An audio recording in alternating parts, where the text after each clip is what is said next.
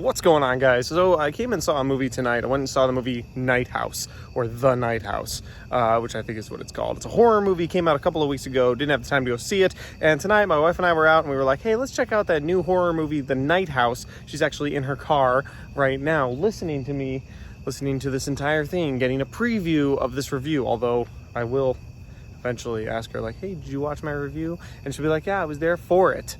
Anyway, so here we are. Just saw The Night House, and the movie is okay at best. Also, I want to say I'm not as prepared as yesterday's Shang-Chi review because I had my tripod, which makes this a lot easier. I don't have to hold it with my hand and try to hold steady the whole time.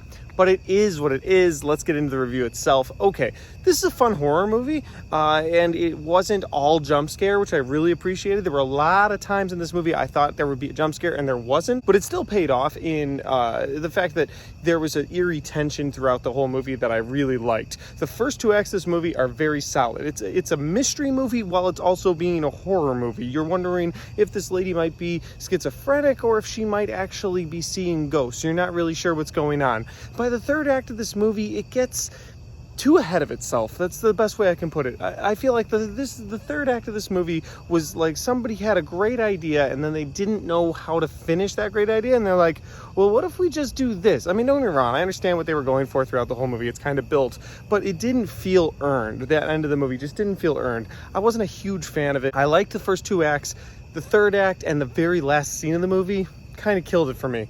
Now, also, the theater crowd I was in, I thought coming to a horror movie a couple weeks late would kind of make other people want to get out of the theater, but it was still a pretty packed theater, which again I'm happy for, but at the same time it's a horror movie packed theater. There's bound to be some clowns in there, and of course there were.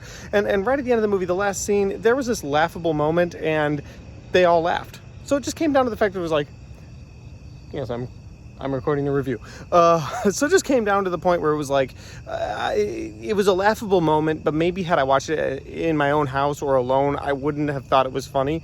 But because everyone else in the theater laughed, I was like, yeah, okay, that was really cheesy.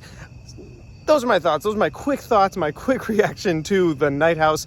If you guys have seen this movie, let's talk about it in the comment section down below. I'm not going to recommend that you go see this, but maybe check it out in the comfort of your own home once it's able to stream or there's a Blu-ray of it. I don't know.